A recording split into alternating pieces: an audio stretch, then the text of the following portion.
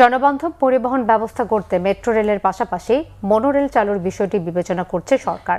বিশেষ করে নারী যাত্রীদের নিরাপত্তা নিশ্চিতে দ্রুত পদক্ষেপ নেওয়ার কথা জানিয়েছেন প্রধানমন্ত্রী তারেক রহমান। সকালে সচিবালয়ে পরিবহন বিশেষজ্ঞ অধ্যাপক শামসুল হকের সঙ্গে বৈঠকে তিনি এই পরিকল্পনার কথা জানান। ভুয়া মুক্তিযোদ্ধাদের নাম পর্যায়ক্রমে বাতিলের পাশাপাশি আর্থিক সুবিধাও ফিরিয়ে নেওয়ার কথা জানিয়েছেন মুক্তিযুদ্ধ বিষয়ক মন্ত্রী হাফিজ উদ্দিন আহমেদ। রিপোর্ট সৈয়দ আব্দুল মুহিতের।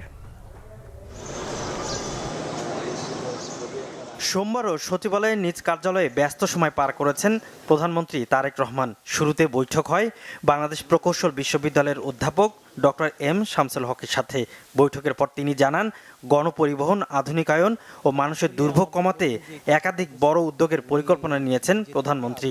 মহিলাদের জন্য আবেদন সৃষ্টিকারী এবং সিকিউর গণপরিবহনের বাস মহিলারাই চালাবে এবং সবচেয়ে বড় আগ্রহটা দেখলাম, খুব ভালো লেগেছে, তিনি ইলেকট্রিফিকেশন বাস দিয়ে আরম্ভ করতে চাচ্ছেন। ঢাকার যতগুলি গুরুত্বপূর্ণ গণপরিবহন সম্পর্কিত বড় বিনিয়োগ না, কম বিনিয়োগে বেশি মানুষকে কাভারেজ দেওয়া, এটার প্রতি ওনার আগ্রহ। ঢাকাকে ডিসেন্ট্রাল, যেটা অন্যান্য সরকারও বলেছে, আমার মনে হয় উনি আন্তরিকতার সাথে বলছেন এবং বিস্তৃতিটা এমন বললেন, ওয়াই নট চিটাগং থেকে এখানে এসে অফিস করবে।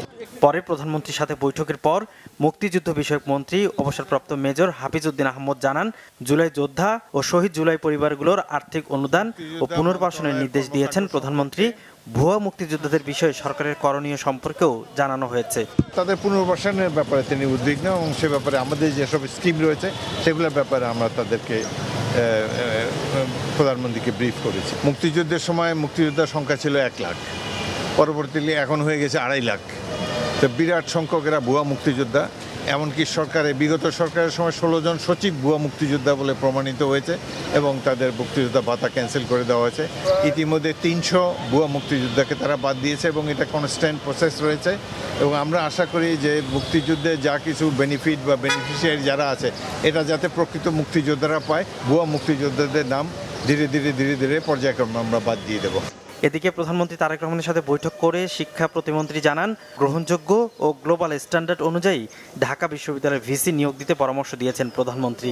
যে পদত্যাগপত্র উনি জমা দিয়েছেন এবং মন্ত্রণালয় থেকে সেটা নিয়ে যে অফিসিয়াল ডিসিশন এসছে, সেটাতে উনি একটা পার্টিকুলার তারিখ পর্যন্ত কন্টিনিউ করবেন till office is handed over. মাননীয় প্রধানমন্ত্রী এটা নিয়ে জানতে চেয়েছেন বেস্ট প্রসিডিওর্স কি, গ্লোবাল বেস্ট প্র্যাকটিসেস কি এত বড় এত প্রসিদ্ধ বিশ্ববিদ্যালয়ের ভিসি হবার জন্য, এবং সেই সব তথ্য আমরা মাননীয় প্রধানমন্ত্রীর ডেস্কেও পৌঁছাচ্ছি।